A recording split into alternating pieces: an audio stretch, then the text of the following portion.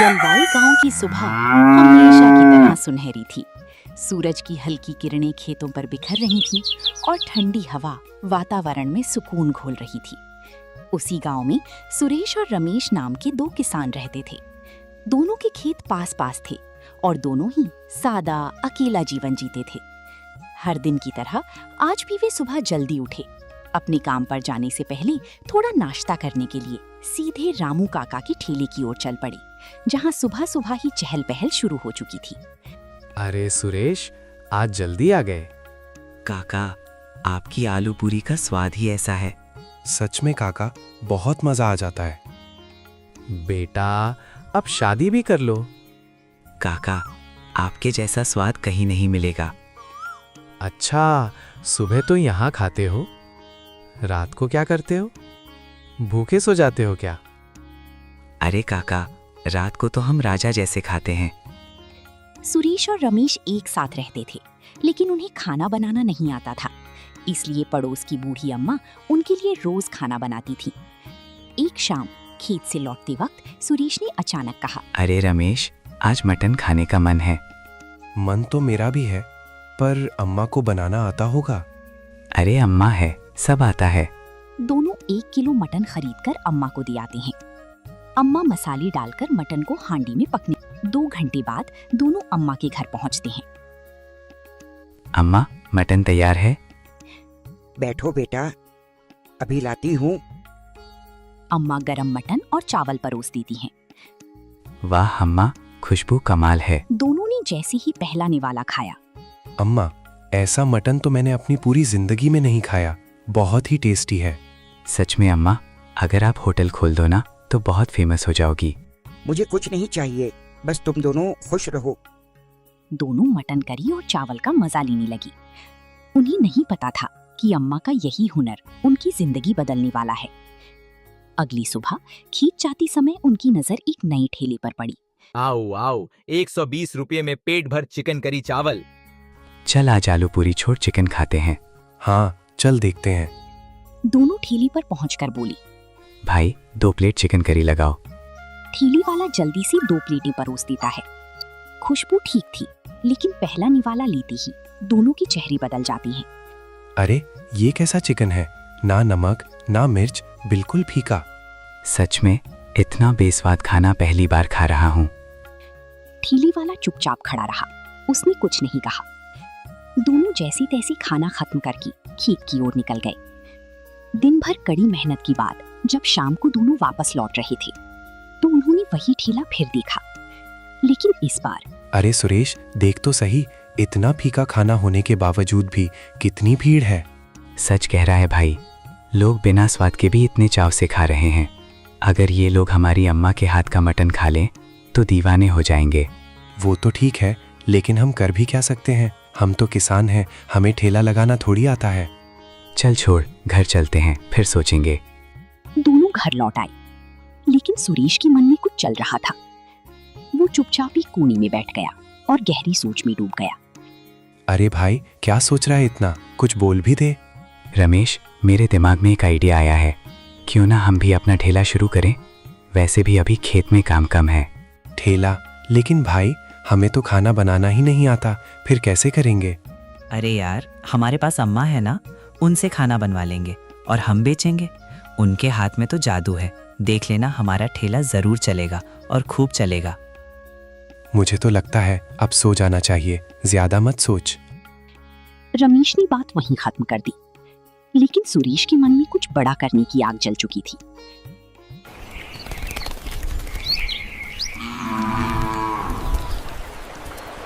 अगली सुबह दोनों खेत की ओर बढ़े। जैसे ही पास पहुंचे, उनके कदम रुक गए। पूरी फसल सड़ चुकी थी। अरे सुरेश, ये क्या हो गया? हमारी सारी फसल कैसे खराब हो गई? मुझे नहीं पता भाई, अब हम क्या करेंगे?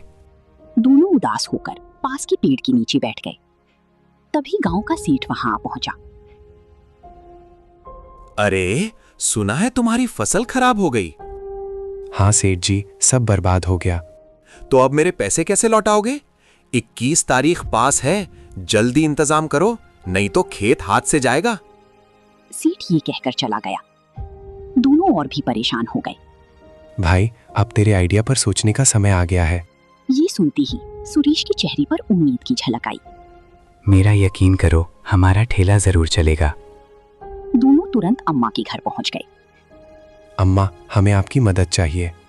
रमेश ने अम्मा को सारी बात बता दी, फसल खराब होने से लेकर सीट की कर्ज तक। अम्मा कुछ देर चुप रही, जैसी गहरी सोच में डूबी हों। फिर धीरे से बोली,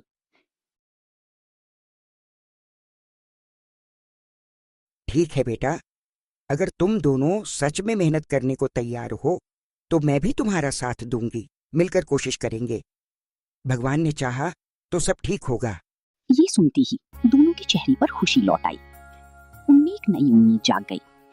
वे तुरंत अपने जमा किए हुए पैसे लेकर बाजार पहुंचे।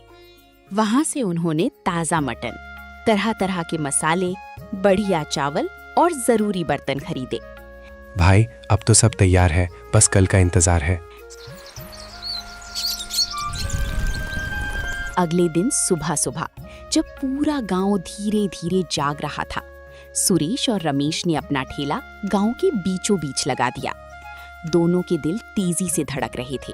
थोड़ी घबराहट थी, लेकिन उससे कहीं ज्यादा उत्साह और उम्मीद। ठेले को उन्होंने साफ सुथरा सजाया, बर्तन चमक रहे थे और अम्मा कढ़ाई में मटन तैयार करने में लगी थी।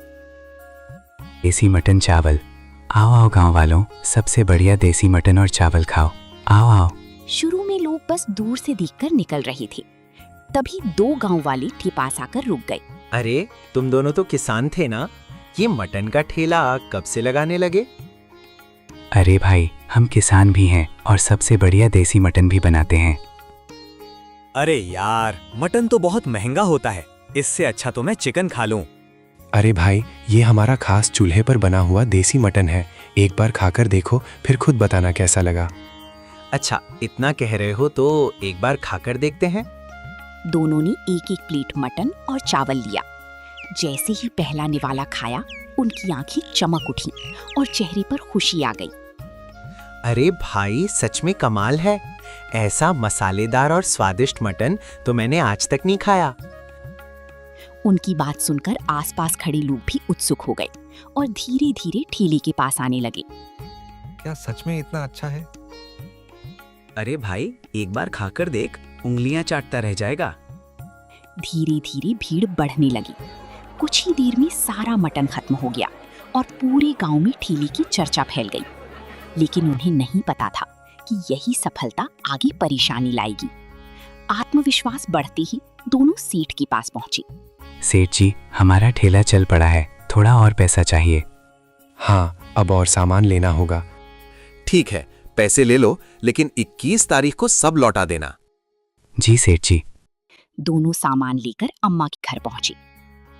अम्मा, जल्दी बाहर आओ, खुशखबरी है। लेकिन अंदर से कोई जवाब नहीं आया। अरे अम्मा कहाँ गईं?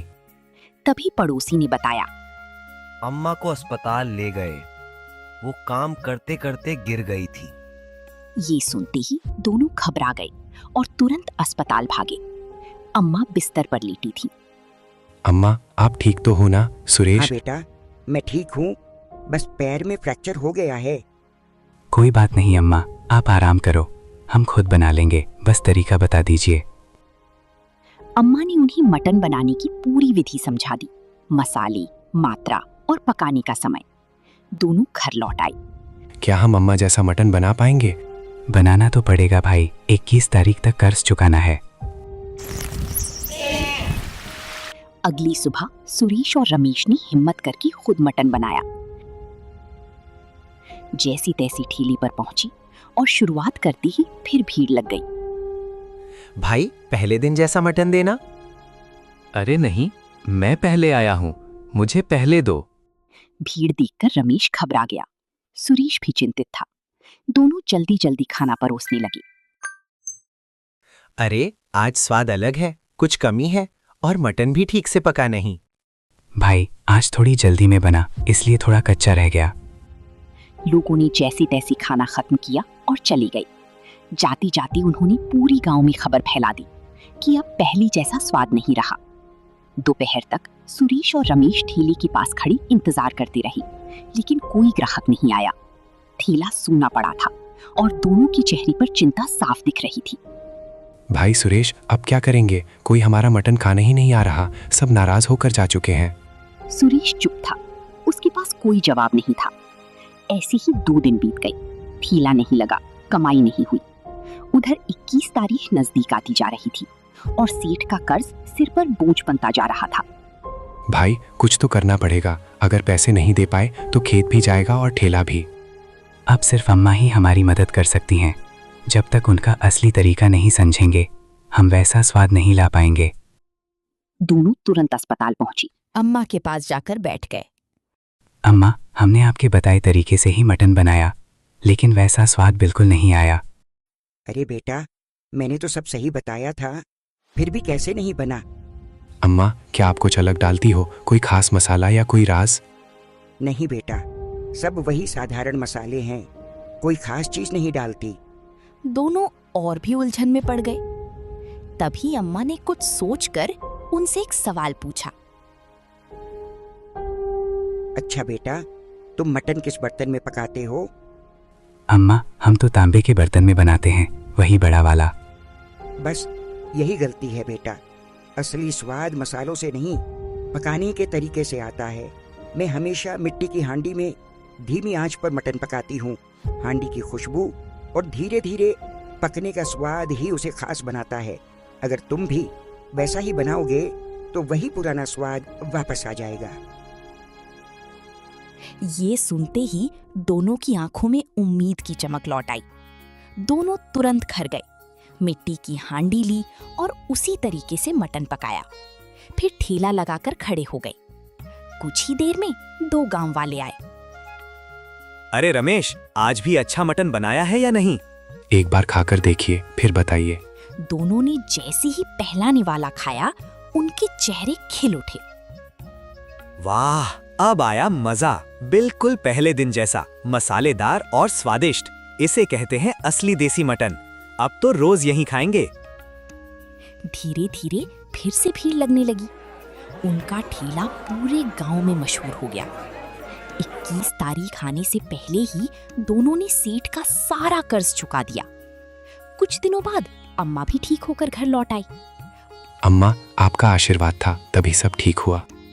बेटा, सच्चे मन और मेहनत से किया काम हमेशा सफल होता है।